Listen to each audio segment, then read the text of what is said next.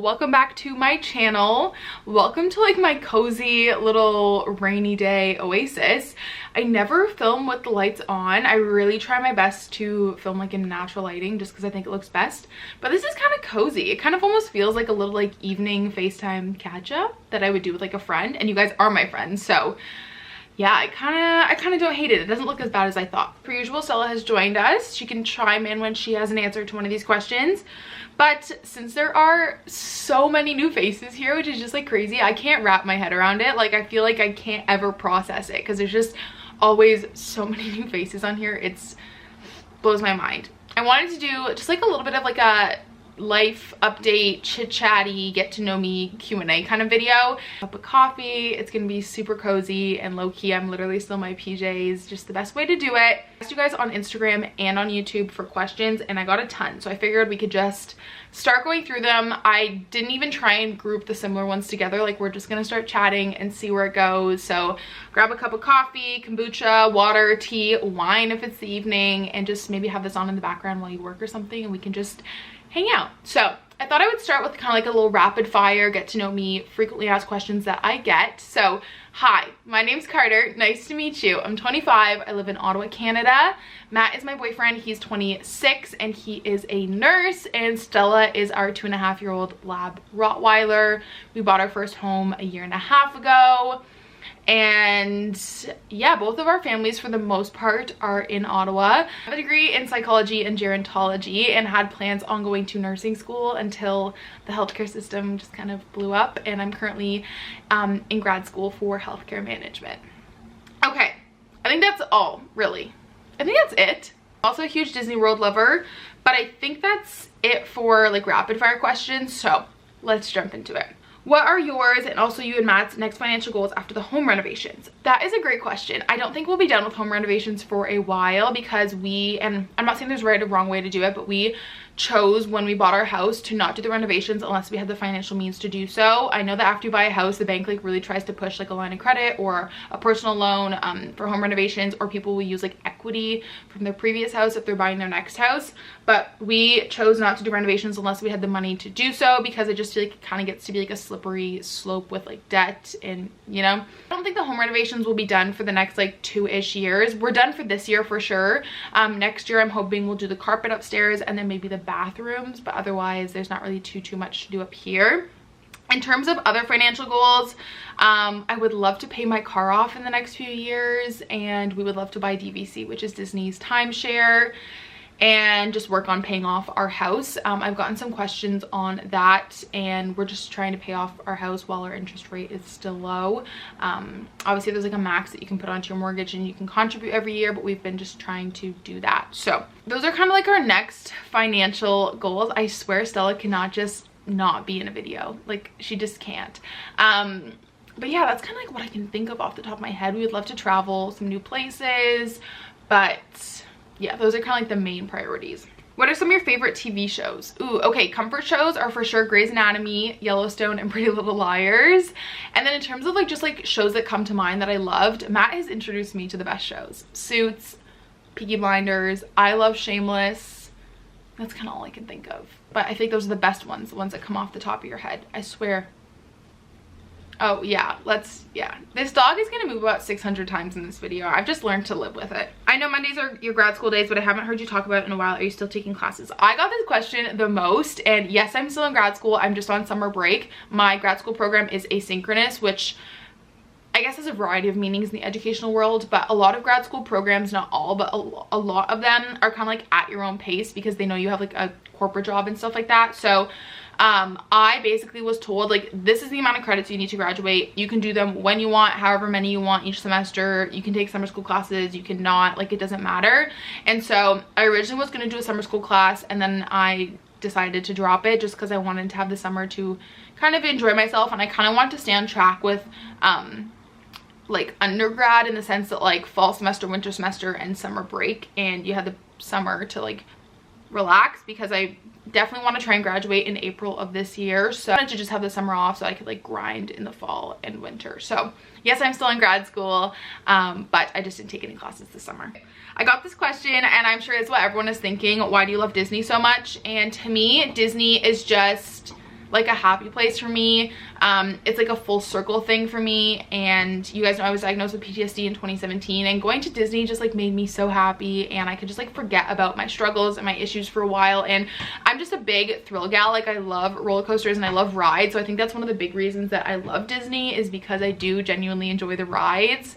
But I just really love going. I love the feeling of being there. Matt also loves it as much as I do. That's a question I get a lot too, and we just like love rides, so I think that's a big reason. How long do you see yourself staying in this job field? That a great question that I don't have the answer to. I honestly just don't know what's next for me right now, and that's totally okay. I've learned to be okay with that. Lots of questions on nursing school, PA school, like what are your plans, all this stuff.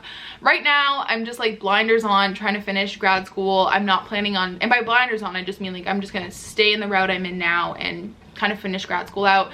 I really do enjoy my job.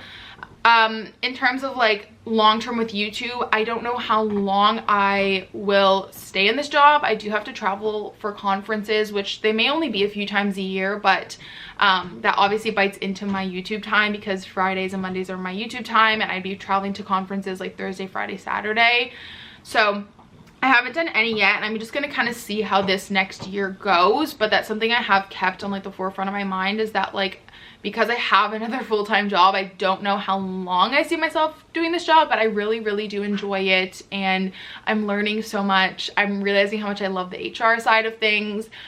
I will say, expression like off nursing school is still in the cards for me.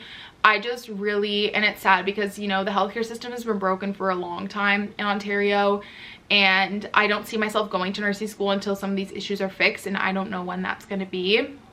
So yeah, but short answer is I have no idea. I'm just trying to finish grad school right now, and then we'll just see where life takes us. And I'm learning to just be okay and go with the flow, because I'm very type A, you guys know, and I'm a big planner, and so I'm just trying to go with the flow a little more with life right now. Why did your home renovations take so long? Would they've been quicker with a contractor? They're taking so long because we're doing them ourselves with the help of family, and of course with family, you know, we just are wanting help when it's convenient for them. We didn't inconvenience anyone, and them helping us is already so big that, you know, we're okay with it taking a little longer. But also, yes, a huge part of why it's taking so longer is because we are doing it ourselves with help of family. Contractor definitely would have been quicker, but it would have cost us so much money. So overall, all of our renovations, all 3 rooms, kitchen, bathroom, main floor, is coming in at around $12,000. A contractor would have cost us $20,000 to $40,000. So definitely worth to us personally for it to take longer and not pay that. But to some people, you may want to pay a contractor and have it done quicker. There's no right or wrong answer. How do you always have financial motivation? Okay, I definitely don't, because I feel myself kind of like right now. But I was listening to a podcast the other day, and they made a good point that you shouldn't always be saving, but you should always be investing. And I liked that. You should be saving for trips and, you know, sinking funds and whatnot, and emergency fund if you don't have one set up, but you should always be investing. And I like that mindset. I think I'm someone who's trying to save all the time, and it gets just a little exhausting. But something that's really helped me, I'm a very like item oriented person, like gift and present oriented person. So I actually set like little things to buy myself when I hit certain financial milestones, which is really helpful. So let's say I hit 10,000 in my emergency fund, I was allowed to buy myself like a new pair of like running shoes or stuff like that. That personally works for me. It won't work for everyone, because not everyone is like goal or like treat oriented. You know, I just like picture myself with like the shoes like dangling in front of me on like a fishing rod, and I'm just like saving money. But that works for me, and that's how I try and stay motivated. But you're not going to be motivated 24/7. For example, this month, you guys have seen this before my reset, but I didn't save any money this month just because of like home renovations and all that stuff. And I'm learning to be okay with that. And not every month is going to be great, and not every month you're going to save a ton of money. But I think it's important to look into like the why are you not motivated? Like, what is it that is stopping you from being motivated, if that makes sense. But I really, like I said, liked that phrase in the podcast that was, you shouldn't always be saving, but you should always be investing. And I want to kind of try and live by that now. What classes are you taking in the fall?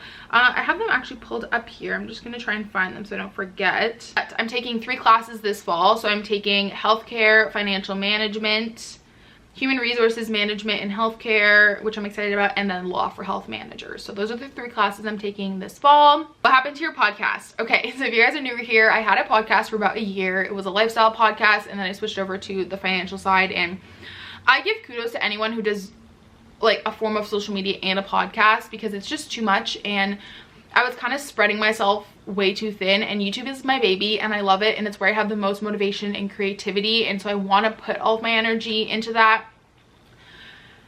And I just wasn't motivated to do the podcast. Don't get me wrong, I love listening to podcasts, but I feel like every lifestyle podcast is almost the same. Like, it's the same guests and the same this and the same discussions, and I just like wasn't motivated because of that, to be honest. Took a break. I don't see it coming back, honestly. I just don't have the time or the energy to do it, and I don't want to like half-ass something just because, you know, it's another platform to be on. I would rather full ass, that's not the expression, but like, you know, half-ass, full ass into YouTube and Instagram and like recently TikTok. It's just like something that, you know, I tried and I'm glad I did. There's no harm in trying things, but it just wasn't for me long term. People that do YouTube and a podcast, like, I just applaud them so much, because you're already filming your everyday life for YouTube, and then you're going on a podcast of recapping your week, and it's like the same content. I was finding it was just like really repetitive because you have pretty much the same audience on your podcast as your YouTube, and it was just like a very big repetition of content. So yeah, so sorry. Okay, I hope the lighting didn't change too much, but I just had to change out my battery. Dream job in the corporate world, is it still nursing? So yeah, I touched on this earlier. Nursing is definitely not off the cards. I just don't really know when or if it will happen, but it's still something I'm considering. Dream job would definitely be some kind of managerial position in the hospital. That's just like my dream, because I was on the inpatient side for years. I miss it. I miss patients. Dream nursing job, I could see myself in like labor and delivery. I don't know why. I just love labor and delivery, or maybe emerge. I don't know. But also I love hematology and oncology, so I don't know, but we'll see. Favorite drink at the moment. Okay, I'm gonna go alcoholic and non-alcoholic. So non-alcoholic in the summer is definitely lemonade, but alcoholic, I'm really into mojitos right now. Specifically like a skinny mojito, but I love a good mojito. What's your all-time favorite book? The Great Gatsby, for sure. Going to get married soon, dying to see wedding planning and everything. It's definitely something we talk about, we're very open about. I've touched on this in pretty much every Q&A ever, and I know why you guys are interested, because I'm a nosy person too. So we'll see. I actually don't want to go ring shopping, and I have sent Matt the ring that I wanted a while ago, and I love surprises, so I didn't want to like go ring shopping and then know it was kind of in the near future. Not saying that's bad. I have friends that have done it. It's just not for me. So when it happens, it'll happen. And I don't really actually know if we're gonna have a wedding. I don't know, it just doesn't really seem very us, and we would prefer to put that money elsewhere. But I don't know, maybe we'll have like a little backyard wedding at my parents'. I know my dad like really wants to have a little backyard wedding at their house, so we'll see. But I would definitely do the whole like trying on wedding dresses with you guys and all those videos, but I guess we'll just kind of see what we do. If we do a small wedding, if we don't do a wedding. I just feel like, to me, it's one day. I just can't see myself spending that much money. Like, I would rather that go into like literally buying DVC or something instead, you know what I mean, and taking a nice big honeymoon. So I also don't want to have bridesmaids or any of that stuff. I don't want a wedding shower. I don't want any of that. Like, it's not cheesy, it's like normal, but I don't want any of that. It's just too cheesy for me, you know what I mean? Not for me. So if we did it, it would be very untraditional wedding kind of vibes. What do you do with physical books after reading them? So anything over 4 stars, so 4 and 5 stars, I keep on my bookshelf. And then anything under 4 stars, so like 3, 2, 1 stars, I will donate. I don't really sell my books. I just donate them because you guys know I thrift probably like 80 to 90% of my books, and I pay, you know, a couple dollars for each book, so I don't mind just giving them back to someone else who needs them. Sometimes I'll post them on our Buy Nothing group, or I'll give them to like a free little library close by. But yeah, I don't really ever sell my book unless it was like a new book that like I really just didn't like and I knew someone else would like, and I'll sell it for like $5. But yeah, anything under 3 stars gets donated, and I keep anything 4 and 5 star. Do you read more than one book at once? Yes, I do. I probably read about 4 to 6 books at once because I'm a mood reader, and I can just somehow balance the different plots. I try not to read similar books so I get them mixed up, but I'll usually have like a nonfiction, a fantasy, a thriller, and a romance, and then maybe like another thriller and romance going on with different plots. But I'm a mood reader, so I just kind of read whatever I'm in the mood to read. So yeah, I also think that's how I can read so many books, because I have so many on the go and they're all at different stages. Do you like living in a condo? We love it, and I am so happy that we bought a condo for our first house, just because it's kind of a good stepping stone. Obviously with a freehold, I mean, that's amazing. That's just like a house that's not owned by a condo or an HOA. but there's a lot of responsibility. I mean, there's a lot of responsibility regardless buying a house, but with an HOA or a condo, at least if something happens to the exterior, we aren't responsible for it and paying for it, like windows, door, garage, all the expensive stuff. So I think it's a good step into home ownership personally. Are there things I don't like about our condo association? Of course, but overall we've had a good experience, and you know, it's really nice. They take care of our lawn and plow our driveway in the winter, and yeah, I think it's a good stepping stone into home ownership for sure. Which part of the house do you want to renovate next? I really want to do the carpets upstairs and my bathroom, and then we'll do Matt's bathroom. What have you done to help with your mental health struggles? Therapy, BetterHelp. I genuinely use it myself. Therapy has been the biggest game changer for anything. I've gone to therapy for so many things. Family issues, PTSD, abusive relationships, like just anything and everything I have gone to therapy for. It's just, these are professionals. They know what they're doing. What has been 2 of the most rewarding moments for you this year? I love this question. Probably hitting 50K, and then also setting boundaries with family members. I think that's something that doesn't seem like a huge thing, but it was really, really big for me, and I'm really proud of myself for that. And of course, hitting 50K was huge as well. So maybe we'll see if there's more rewarding moments this year, but those are the 2 that first come to my mind. Can you explain your family situation? Yes, I can, because I'm sure it gets confusing. So my mom and my dad live here. They live about 10 minutes away. My mom is actually remarried. I call my stepdad dad because he's been in my life since I was a toddler, and you know, him and my mom just did such a great job raising me. I've called him dad like since the get-go. Honestly, he is just an incredible dad. I have 2 siblings here as well. They're technically half siblings. I have a brother, he just turned 17, and I have a sister, and she's gonna turn 19 in the fall. They're about like 18 months apart.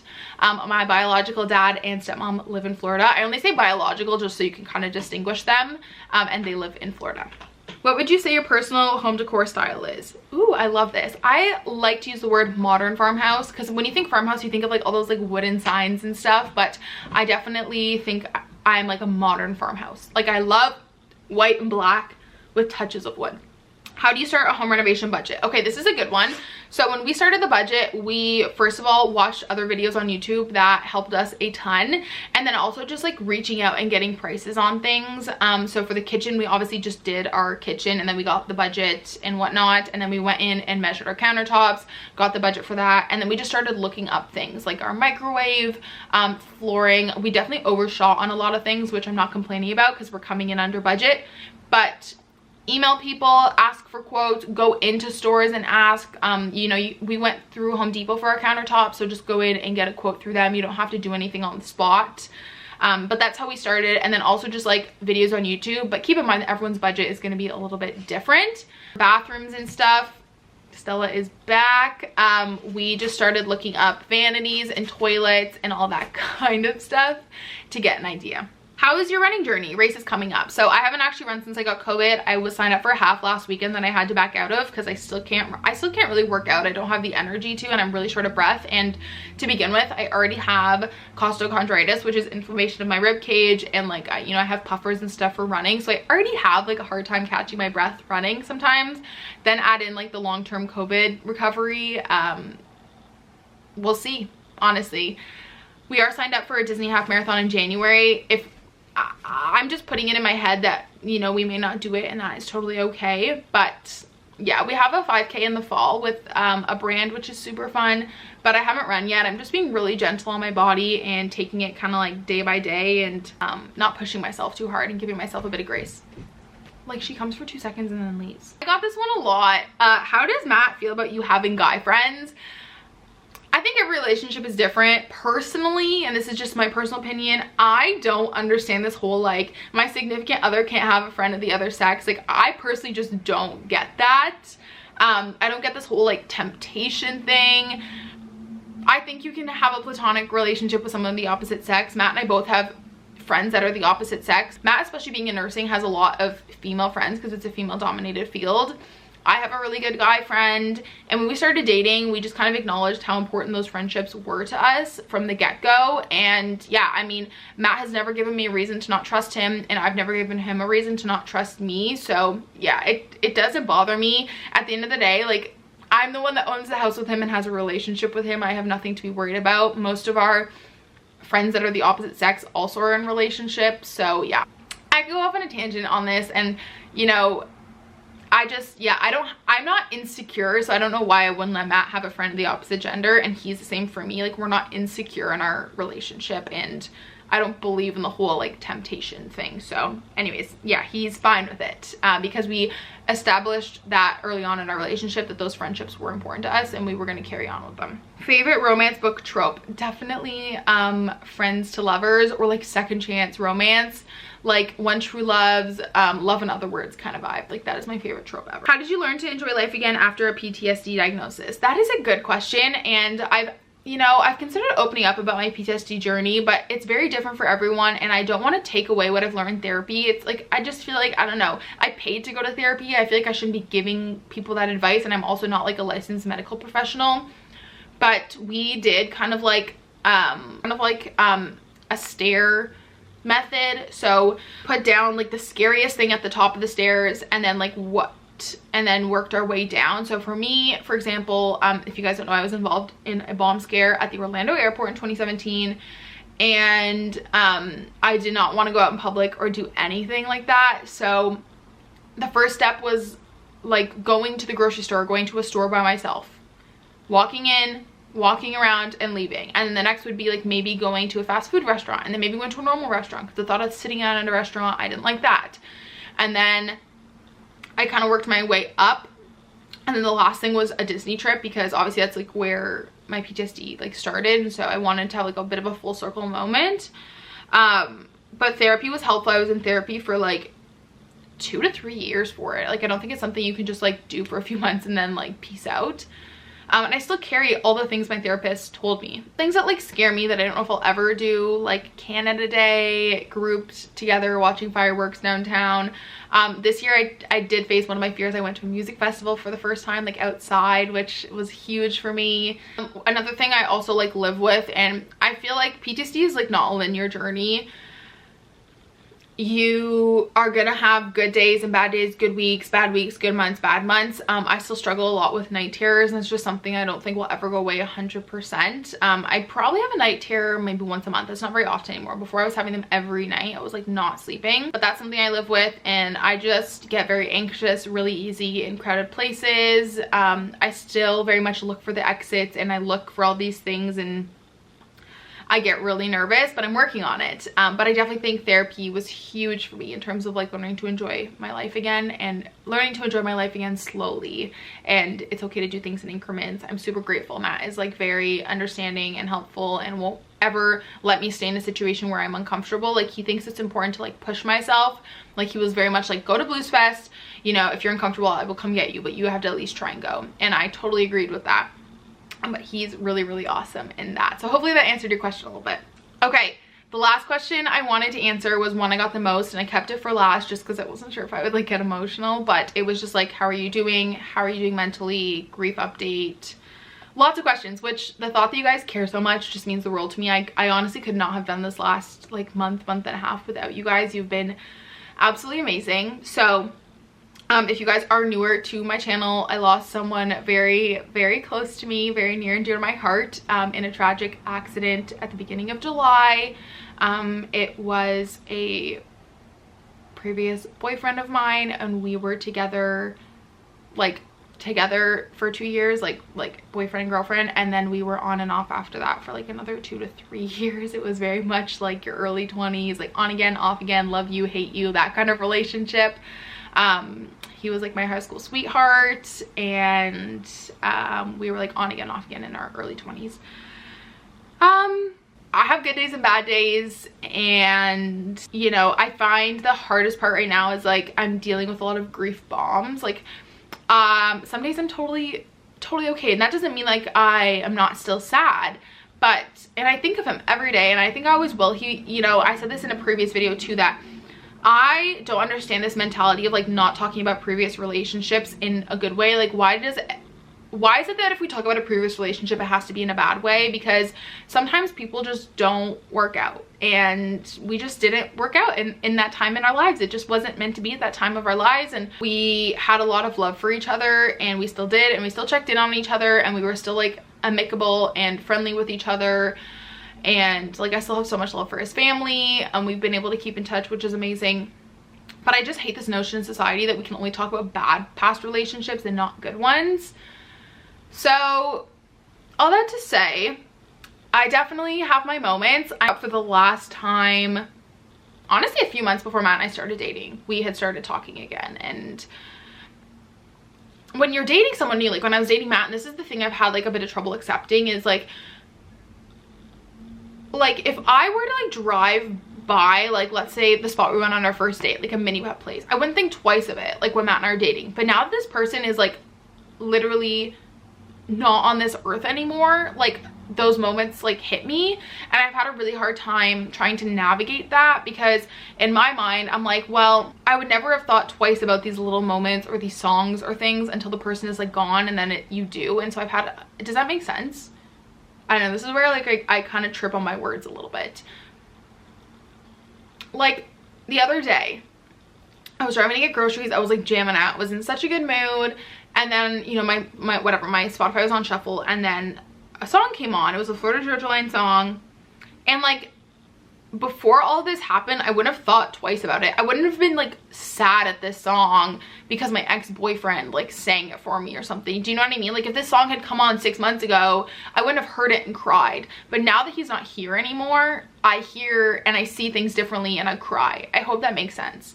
So I've had trouble adjusting to that, because it's not like I'm sad that like we aren't dating anymore. I'm just sad that he's not here. Like this is someone I shared a huge part of my life with, and they're just gone.